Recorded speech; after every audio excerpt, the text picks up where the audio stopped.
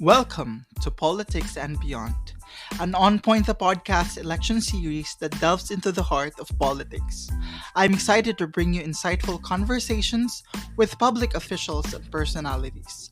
Together, we'll explore their opinions, analysis, plans, and aspirations for a better Philippines, to empower the Filipino electorate for the upcoming national and local elections.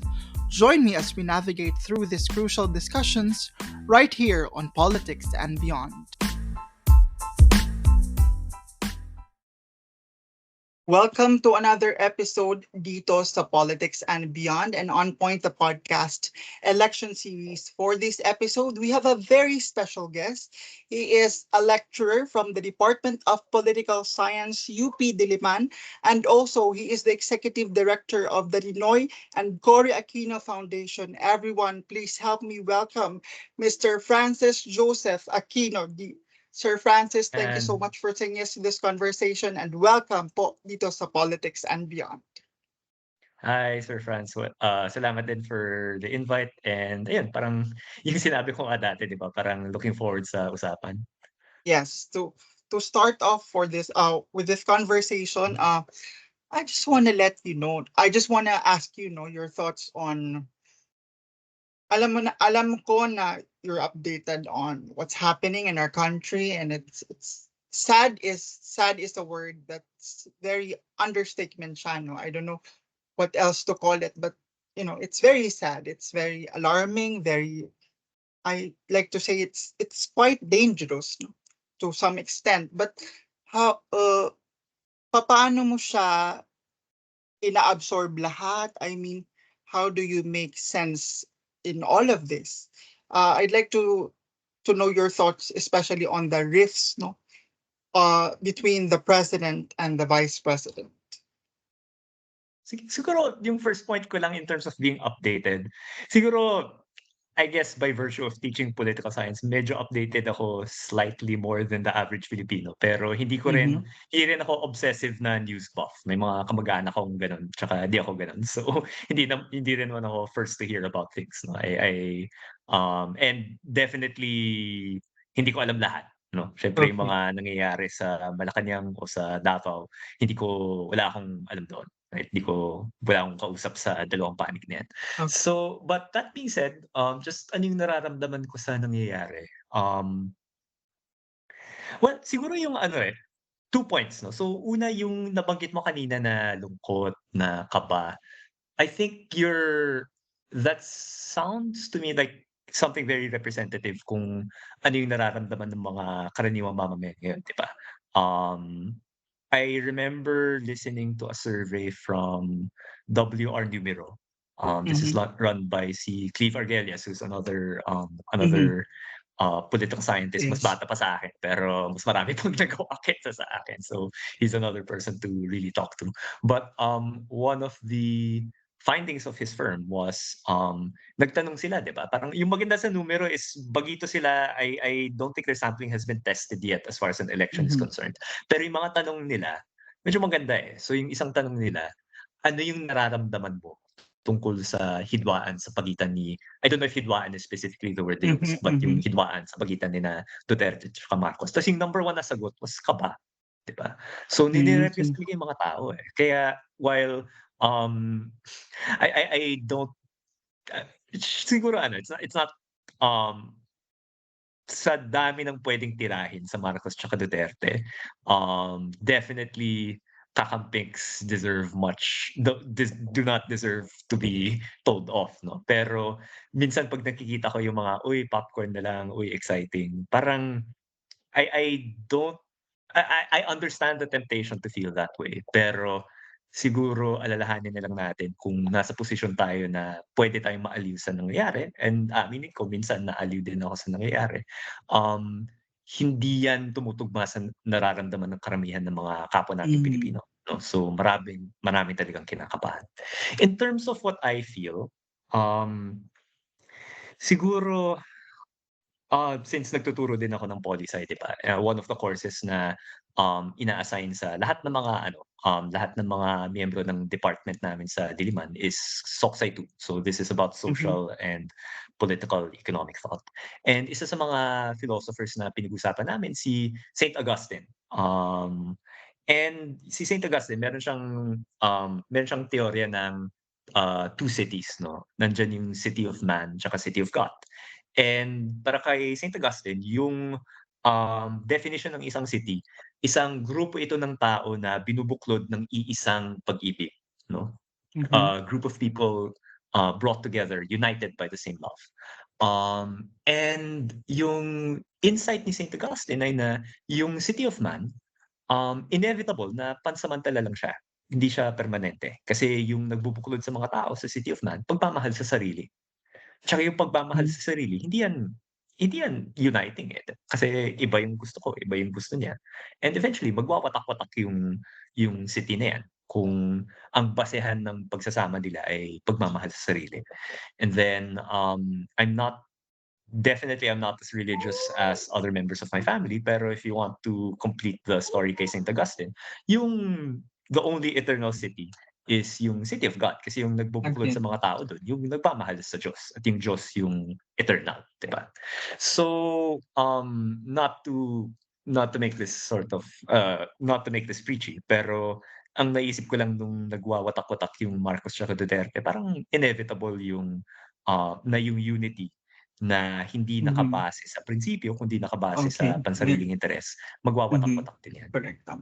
Kasi I did ask that question because sabi mo nga nagtuturo ka, parang I just wanna get Mhm, on your thoughts na parang how do you I mean, madali siyang i-relate sa mga political science scholars or learners yung mga nangyayari, of course, because number one, kailangan mo siyang aralin because yun yung kursong kinuha mo. But how do we simplify this? How do we simplify everything and actually relate this to the people on the ground?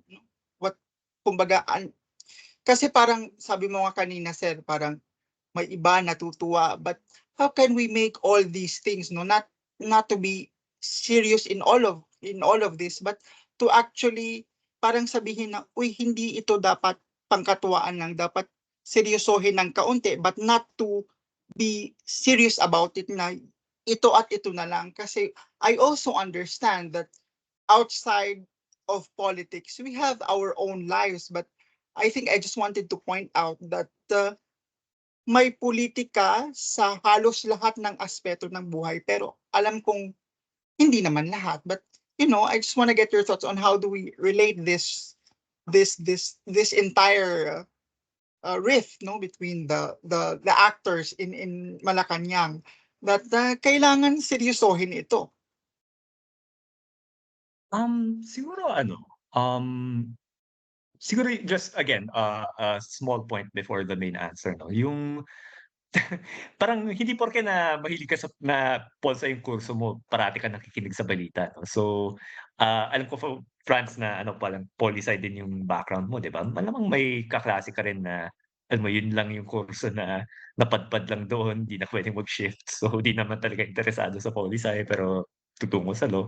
Tsaka ako may kaklase akong gano'n, may mga estudyante rin akong gano'n and honestly di ko sila Um, I can't blame them either, 'di ba? Kasi talagang kung hindi ka I don't want to use the term mahilig, pero kung hindi ka interested sa ganitong mga bagay. I tell my students sometimes if you're in pol sci, you have to like the mess or be interested in the mess a little bit. Mhm. Kasi kung wala kang tolerance sa ganyan, sobrang toxic ng poli sci kung wala kang Mhm. gano'ng tolerance. So, all of this to say na kung ang if you need to check out 'no, check out, 'di ba? Parang in the end mental health is king, right? Mhm. So, um, now transitioning into the bigger question na paano natin 'to mare mashe-share Mhm. sa taong bayan o sa mga hindi eksperto 'no? And not to say that I'm an expert kasi, pero how do we talk about this? Sa totoo lang hindi ko alam 'no. Ang mga ginagawa ko ngayon, um, ginag hindi ko alam kung paano mangumbinsi.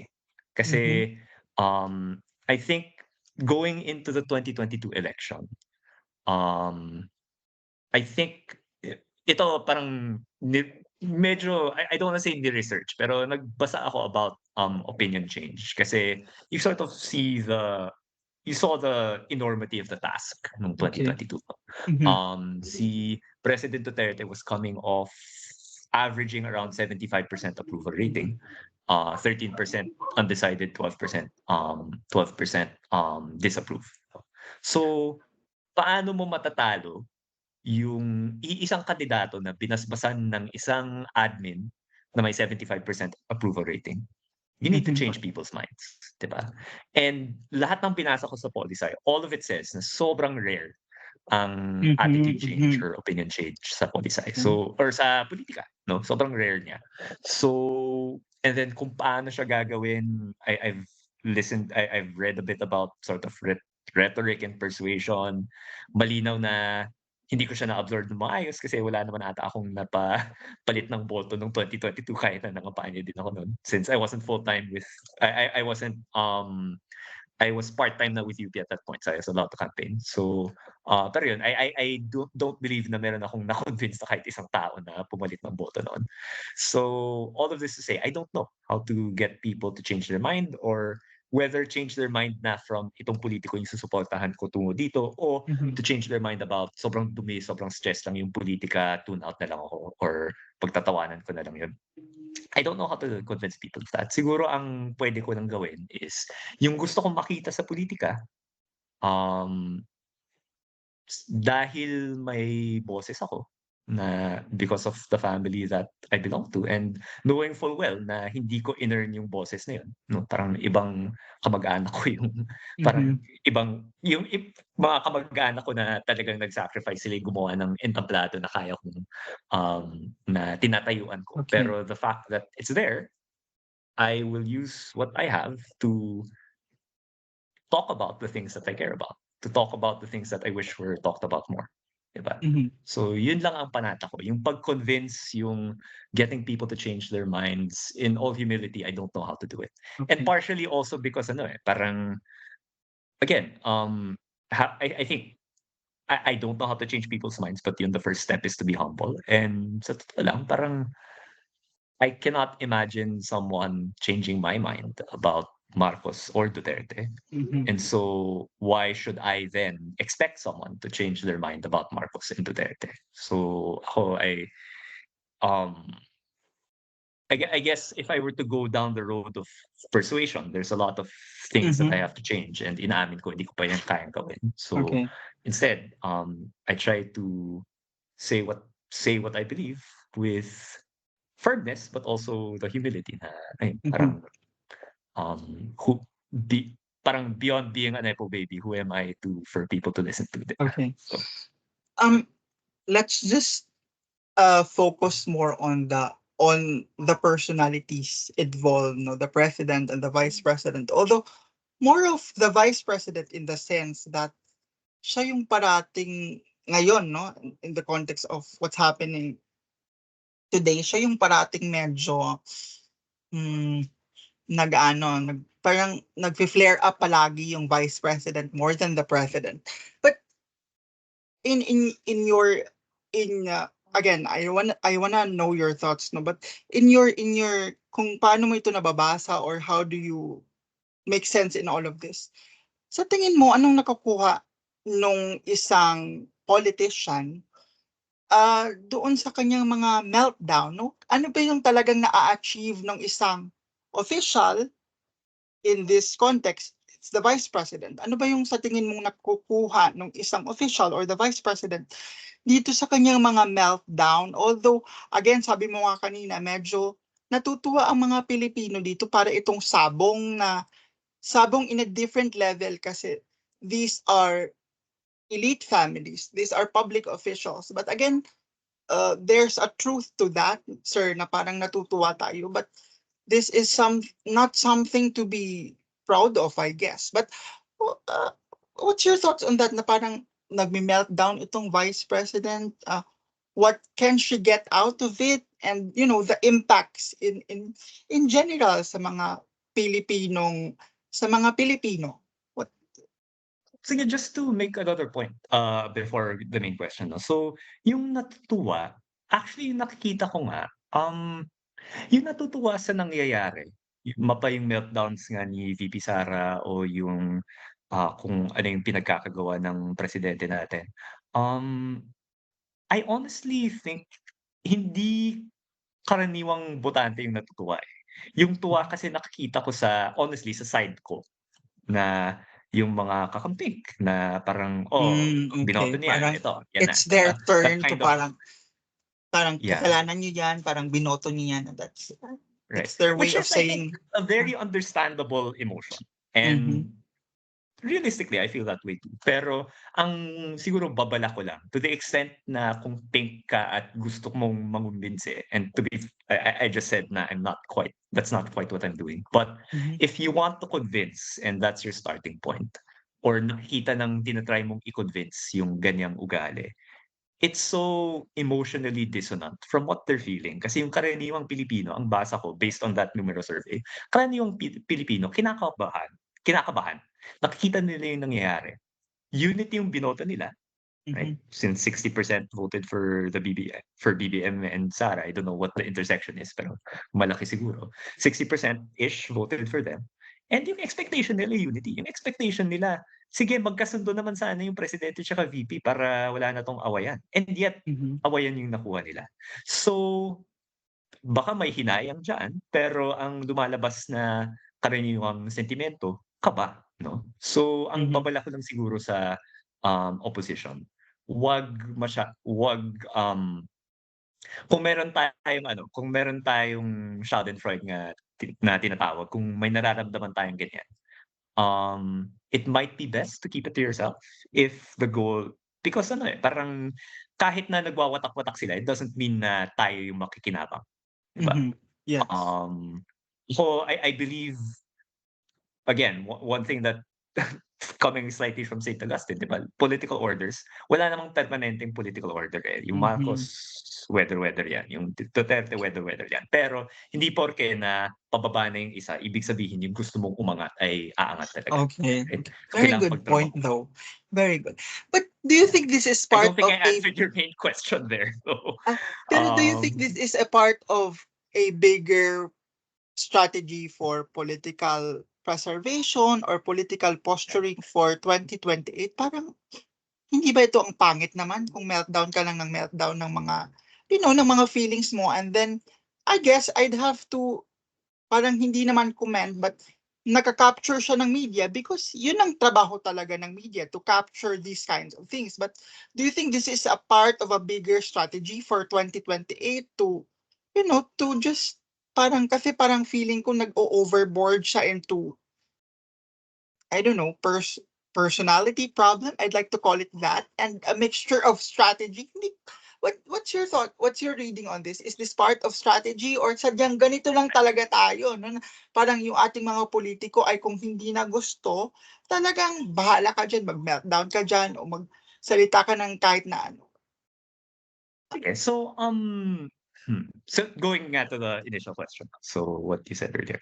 Um, so siyempre instinct ko, okay, di karaniwang reaction 'pag nakakakita tayo ng taong nagwawala, siguro nase-stress tayo, 'di ba, hindi tayo Yeah. natutuwa.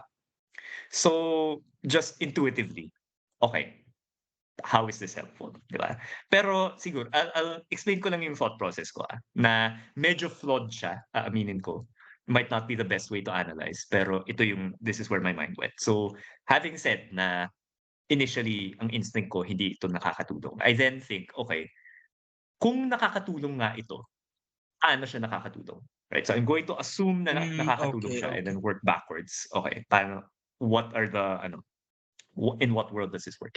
And siguro doing that, um, so just looking at my own personal experience, no, na hanggang ngayon, aaminin ko, despite being part of a group that filed an impeachment complaint against VP Sara, Mhm. aaminin ko, mas galit pa rin ako sa mga Marcos kaysa kay Sara, na sa Mm. dami ng ginawa nila sa pamilya ko, 'di ba?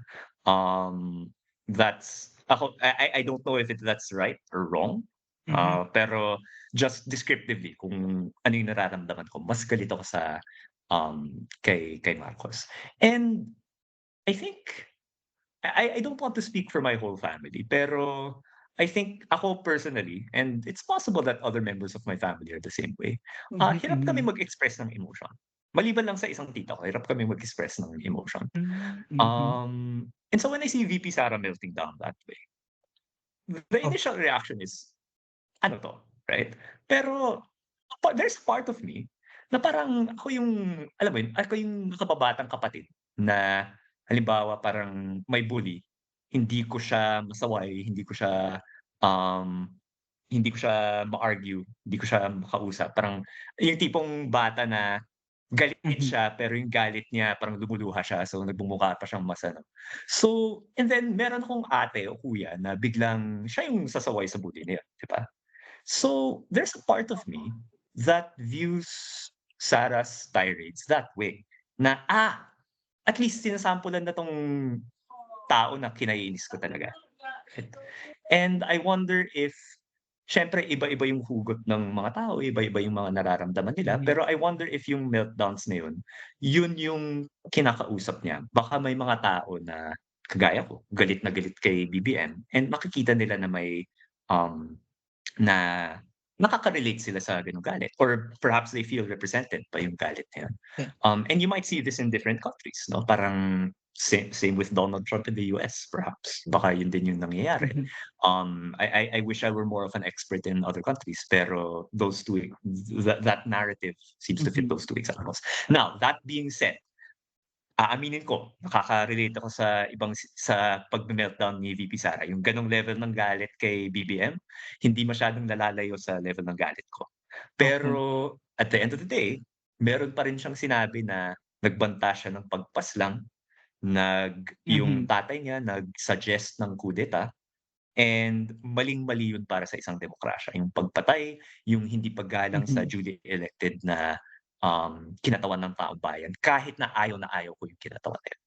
And so, okey. at the end of the day, we can try to understand it, and I think it's a good exercise to exercise yung parang I don't want to say na empathetic ako 'no, pero trying to be empathetic, I think Okey. that's a good exercise to do. Mhm, But at the end of the day, 'pag may maling ginawa, kailangang sitahin. okey. I just wanna go to you, parang you mentioned about the impeachment of, Vice President Sara Duterte. I just wanna know your thoughts on this and, you know, uh, the political science in you. Well, ako lang, ganito yung aking take. I don't know if you agree, no, or if it's ano, ang akin kasi is that, yes, it is correct that we have to make our officials accountable. And in this time, parang ginagamit ng kung sino man o ng mga grupo o ng mga congressman na parang ginagamit or parang our chance na ito ng ating mga congressman o kung sino man na to make Sara Duterte accountable in the sense kasi pangalawang second highest official siya. But do you do you do you parang sa tingin mo sa tingin mo tama yung move no ng impeachment in the sense that kasi to me it's I see a parang yung parang stability ng government yun yung akin parang it's I'm more concerned of the stability of the government kasi kung 'di ba parang to my recollection hindi naman immune yung vice president sa kahit na anong lawsuits. Eh, hindi ba yung impeachment parang nagko-cause siya ng instability sa government? Why not why not file lawsuits sa vice president instead of directly impeaching her? And given the numbers, no? We're going to talk about numbers here. Congress, I believe so na kay Marcos ang Kongreso. Dahil alam naman natin, history would tell us that the Congress or the lower house in particular na parang uh, ano sila ng Malacanang 'no, medyo nakikinig sila. But what do you think sa Senate, will this prosper or kasi ang pananaw ko naman sa Senate is that kahit na medyo nai-issue sila ng kaunti, they are independent individually to some extent. But, I just wanna know your thoughts on that. Isn't that unstable for the government kahit na alam natin, no, we have to make our officials accountable? Isn't this, what's your thoughts on? Okay. Siguro ano, just anecdote about impeachment. Nung intro to poli-sci ko, may isang question yung prof ko nun na sa isang presidential system, ano ang katumbas ng vote of no confidence sa parliamentary system? So ang tanong dito basically about accountability. Paano hino-hold accountable Mhm, ang head of government in this case, kasi parliament. Paano hino-hold accountable yung head of government sa isang presidential system kung sa parliamentary system ang mekanismo ay vote of no confidence? Sagot ng buong klase, impeachment.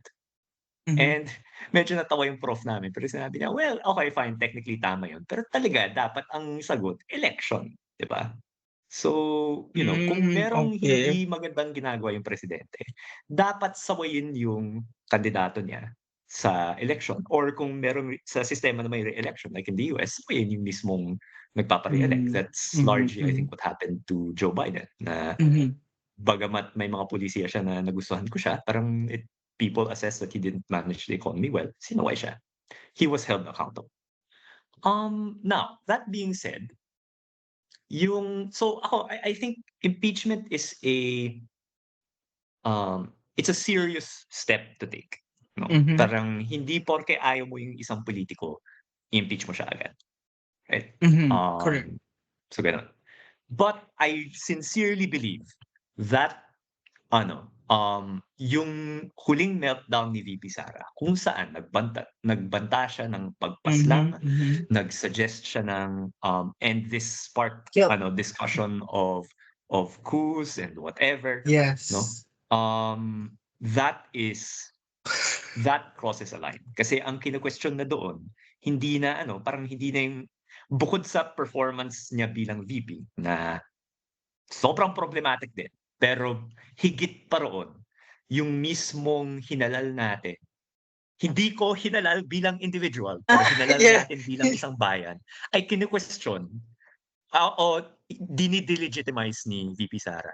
Okay. Ironically, dine-delegitimize niya yung mismong kinampanya niya nung Mhm, 2022, 'di ba? But that's an irony, 'di ba? But at the end of the day, kung sino man 'yan, and again, for me, this is largely personal din, 'no? So, nagbanta siya ng assassination, yung lola ko mhm, in-assassinate. Nagbabanta ng kudeta, yung lola ko kinudeta. So, hindi porke sobrang ayaw ko yung presidente at sobrang ayaw ko ngayong presidente, pero hindi porke na ayaw ko na yung presidente ay biglang babaliktad ako na, okay pala ang assassination, okay pala ang kudeta, 'di ba? Kailangan ipakita na mhm, maling-mali itong ginagawa natin kahit na ayaw natin yung nasa poder. Ayaw ko yung nasa poder. So that's what we might call the moral case for impeachment. No? In terms of why not rely on these cases on criminal cases. I think siguro and siguro I'm not 100% on this, no. So definitely it's something that can be debated and I might mhm. be wrong, no. Pero yung impeachment kasi isa yan sa mga nandiyan sa 87 Constitution. Again, the 87 Constitution was designed to prevent another dictator and look how Yes, successful it was, 'di correct. ba? Pero it was designed to prevent another dictator at isa sa mga mekanismo nun is nakasulat doon na yung impeachment hindi lang politiko yung puwedeng magsimula ng impeachment, mismong mamamayan yung puwedeng mag-file ng impeachment complaint, kahit sinong mamamayan. So parang kapangyarihan na binigay kumbaga hindi nga binigay yan sa atin, naipanalo natin yung kapangyarihan niyan nung Okay. 1986, right?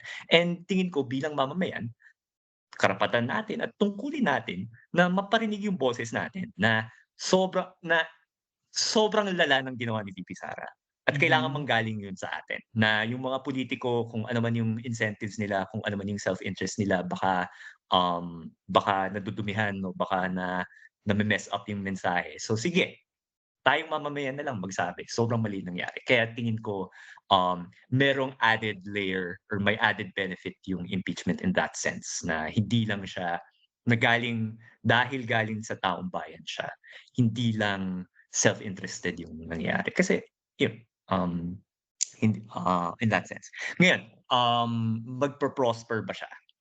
Yes. I largely agree with your assessment sa lower house. Parang mukhang may numero naman yung presidente, although I don't know, do you take seriously yung sinabi ni BBM na tigilan niyo yung impeachment? Ako Yeah, on brand yun, na yeah, yung Marcos ayaw yes. sa accountability. Believe ako Mhm. diyan, ayaw nila ng accountability, so bakit ka magpapa-impeach? So maybe ayaw niya. Pero sige, sabihin natin na, maybe kung ayaw man ni president baka gusto ni speaker. Sige, so let's say lulusot siya sa lower house. Um, 'Pag umabot sa Senado, I agree with you. Medyo nadismaya ako nung Senate hearing kay President Duterte dati Yes. na, nagdududa rin ako kung andiyan yung numbers. Pero siguro to give just a historical example, not exactly parallel, pero ito yung naisip ko. In 1985, dun lumabas sa foreign press yung expose tungkol sa, ill-gotten wealth ni Marcos Sr., 'no? Mhm. So 1985. Nung lumabas yun sa foreign press, nagbanta ng impeachment yung opposition. Yung opposition noon, um, sa ilalim pa rin ng diktadura yun, 'di ba? Pero nung 84 kasi medyo maraming seats na naipanalo nila, following the Aquino assassination in 1983. So medyo lumaki sila, mga I might be wrong, pero mga 60 sila out of a Congress of around 150 to 200, I forget, sa batasan. So siyempre majority pa rin yung KPL. Pero nung naghain ng impeachment yung opposition, kinabahan si Marcos Sr. Kasi ewan ko, baka higit isang dekada na ako dito sa poder, hawak ko pa rin ba yung mga tao ko sa KBL, Mhm. 'di ba? So kinabahan siya. Finloat niya yung idea ng snap election nung panahon na yun. Imbis na Mhm. ituloy niyo yung impeachment, dalhin natin sa taong bayan snap election. Now, the current president cannot do that or the current vice president cannot do that. So I'm not saying that's what will happen. Pero yun yung ginawa ni Marcos Sr. Uh, a little while later, natalo nga yung impeachment, yung KBL, naging tapat pa rin kay Marcos Sr., hindi natuloy yung impeachment. Pero, yung konsepto ng snap election, andun pa rin siya. Ginamit siya ng opposition, yung Lola Cory ko, nagbigay siya ng two Mhm. conditions not to run. Snap election, largely because feeling niya, okay, hindi na magsa-snap election, sinabi na ni Marcos na hindi na, so ayoko talagang tumakbo eh. So sige, snap election, and then number 2, million signatures. Million sa big number, siguro di naman aabot to. Pero just a month later, sinabi niya in October, Marcos naman in November, in the face of US pressure, said, I will call a snap election. And then tuloy-tuloy yun nangyari, Mhm. right? So I think I have no reason to believe, or definitely it will not pan out that way. Ibang-iba yung sistema noon kaysa sa sistema ngayon. But I think there is a value to in the face of something this great. Again, nagbanta ng assassination, Mhm. right? At and sapat na siguro kung sa karaniwang tao yung target ng assassination niya. Okay. Pero may added layer yung kinatawan ng ating bayan na kahit na yung espesipikong taong umuupo doon ayoko, pero siya pa rin yung inelect natin, Mhm. as collectively. Um, there is a value to pushing impeachment in this particular situation. And yun, while the specific legal process might go one way or another, yung Senate mapping, in the end, I don't know, no? Okay. Ang huling sinabi ni Senator De Lima or former Senator De Lima na spokesperson ng grupo namin, parang sa mapping na ginawa nila, wala pa, baka umabot doon. But I don't know. Hindi ko Okay. siya, I suppose dapat ginawa ko siya bilang isang political scientist, pero hindi ko inupuan, tas hindi ko Okay. inisa-isa yung mga senador. Pero ano man yung mangyari, tingin ko may saysay pa rin na pinasok natin sa conversation yung lahat ng pagkakamali ni VP Sara, and we gave it the gravity of a citizen-initiated impeachment to say na taong bayan yung nagsasabi na maling-mali na yung nangyayari. Mhm. Um, move. Let's move forward a bit. 2025 next year. Midterm election. Um, lumalabas sa mga survey na parang ah, yung mga mukhang mananalo ay same names, no? From elite political family. And alam natin or sa sa pag-aaral ng political science, ito ay produkto ng mm, weak political party system. Ano sa tingin mo yung kailangan i-improve no sa ating political party system para naman to at least level the field no, in terms of the game sa uh, in terms of fielding new breed of politicians kasi kailangan din naman we have to admit it na parang kailangan ng mga bagong ideya, kailangan ng mga bagong mga bagong subong na silang magpapanday ng ating kongreso. What do you think is the kumbaga if you have any suggestions in mind or ano yung kailangan i-improve and ano yung kailangan pang ilagay for us to have a robust political party system? Sige.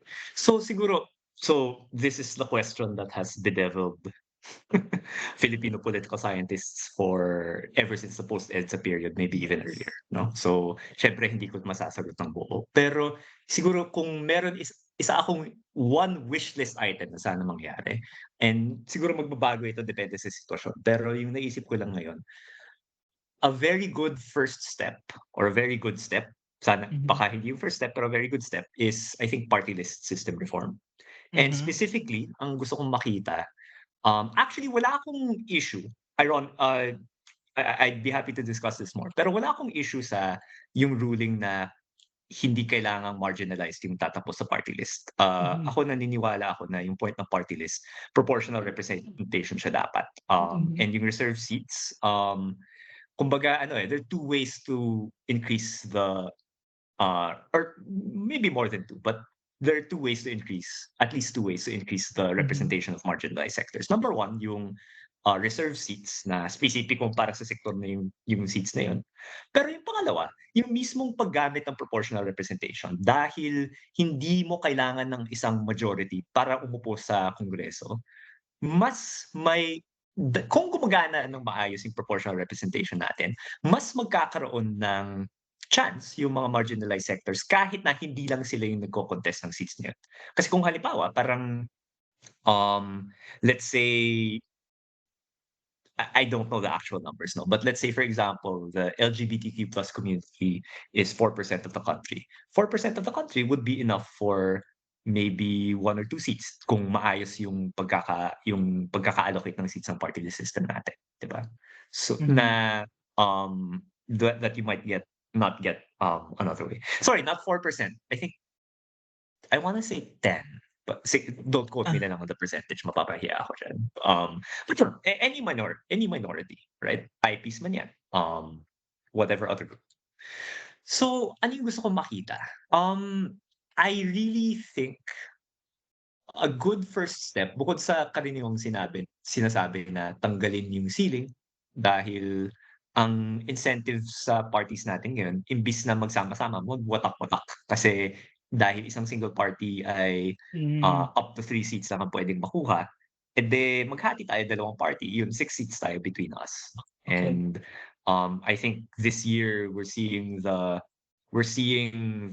problem fully realized na ang daming tumatakbo, ang daming bagong party list na lumalabas na nakakalito siya.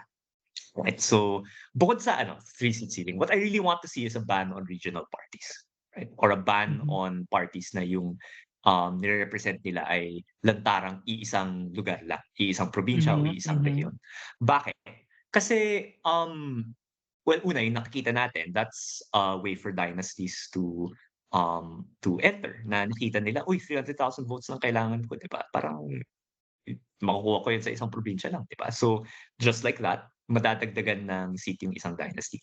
And even if dynasties were not an issue, problema siya for the fairness of district representation. Kasi yung bilang ng seats na napupunta sa mga distrito, dapat ano, dapat fair 'yan, eh. Hindi hindi arbitrary na halimbawa 6 seats yung Quezon City. Nakabatay yun sa populasyon ng Quezon City and it's not perfectly allocated, that can always be improved. Pero ano yung nangyayari 'pag meron tayong regional seats? In effect, yung mga malalaking probinsya, mas lalong na-o-overly represent sila sa Kongreso kasi Mhm. nadadagdagan sila ng isang seat, 'di ba? So kahit na sabihin natin dynast ka, 'di ba? In a way, kung dynast ka pero galing kang maliit na probinsya, lugi ka pa rin, eh. Kasi yung kabilang dynast na sobrang laki yung probinsya, marami yung seats nila. Mhm. So, siguro para fair sa lahat, 'wag na tayong mag-regional party, 'di ba? We can, may kausap ako na involved si Secretary Guingdeles actually na isa sa mga grupo Mhm. namin na nag-file ng impeachment. Yes.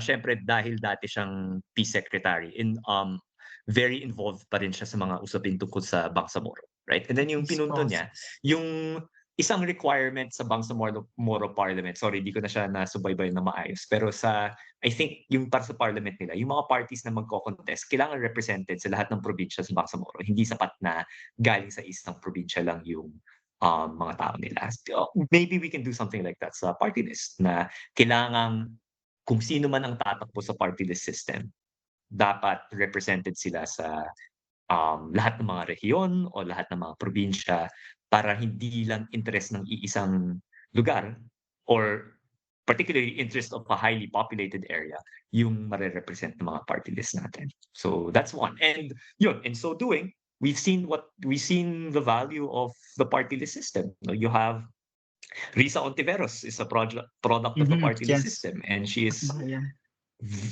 parang lahat ng dapat hindi lang opposition, parang lahat ng dapat gawin ng Senate ginagawa niya, eh, down to the Alice Go, down to the Yes. parang, you see the value of that, the potential of the party list to recruit new members, new representatives, 'no? So, siguro kung naayos natin 'to, dadami yung mga ganyan. Okay, so to just to close no, to end this conversation kasi, um, I mean, hingan na lang kita ng message shirt sa lahat ng mga, 2025 is just around the corner. Anong mensahe mo para sa kanila? Lalong-lalo na sa mga first time voters o sa mga, boboto ulit considering sa atmosphere ng ating politika ngayon. Ano yung gusto mong sabihin sa kanila at sa lahat ng mga taong sumusuporta po sa grupo ninyo, sa pamilya ninyo, and, just parang panghuling message na lang, just to close Okey, this sige. So, conversation.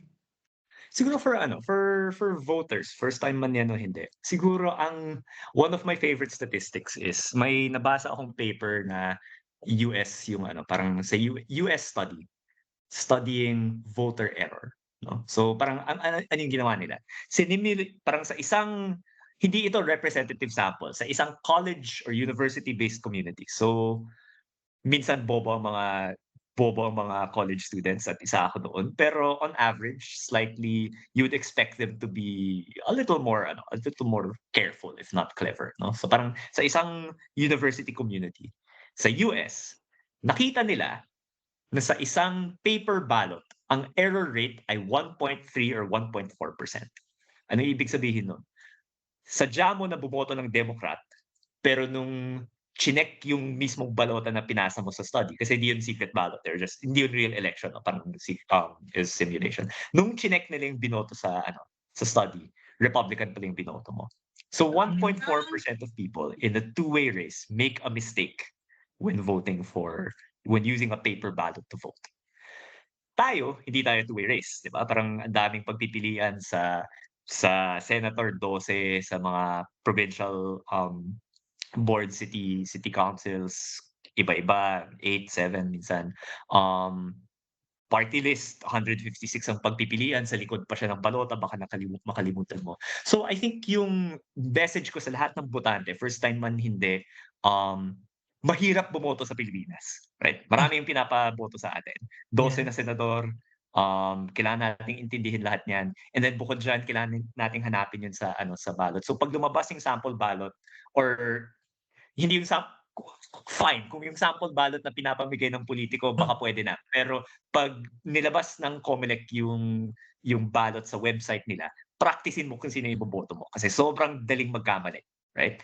And we've seen high profile examples of that. And I don't mean that as a zinger. I mean genuinely sobrang hirap na bumoto. So practice voting.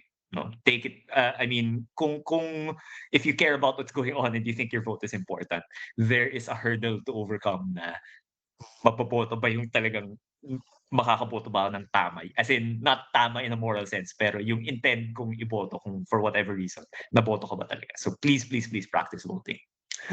And then siguro ano, message sa mga nagsu-support.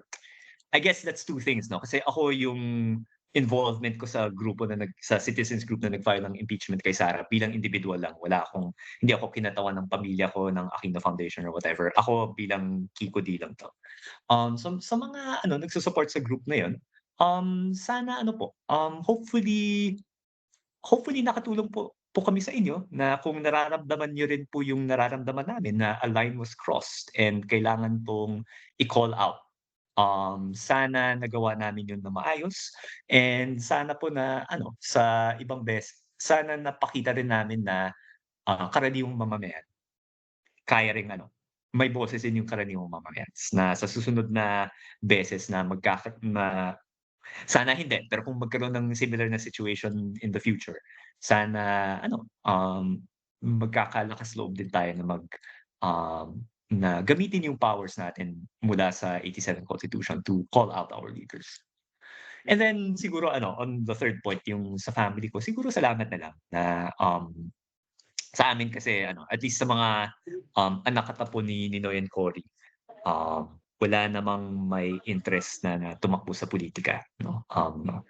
And yet despite that, I think the last 2 years since sa Aquino Foundation marami akong nakakausap, ang dami pa ring lumalapit sa amin, nagsasabi na, um in a way, weird to see may mga nagsasabi, "Thank you for what your family did." Ano sasabihin ko diyan, "You're welcome." Di naman ako yung gumawa nun, 'di ba? Pero, for people na may gano'ng sentiment, maraming maraming salamat. For people who are interested in listening to what we have to say kasi in a way parang wala na kaming hindi na kami ewan ko, medyo bad yung indicator ko for what is newsworthy. Pero kung tutuusin, hindi na kami newsworthy, wala na kami sa politika. Pero may mga gusto pa ring makinig sa gusto naming sabihin and kita din naman ako at least, hindi yung ibang kamag-anak ko, pero at least medyo madaldal din. So I'm so glad, I'm happy that or I'm grateful that people are willing to listen to what we have to say. So yun, in the end, thank you na if you if you love our family, um, I'm honestly not sure those of us who are left behind, what we've done to deserve it. But if you love our family, thank you very much. And thank you for listening. Thank you for supporting.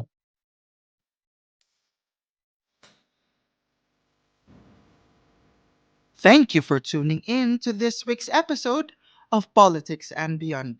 Stay connected by following our official social media pages for the latest updates. I'm your host, Franz Merida, and I can't wait to dive into our next conversation here on Politics and Beyond.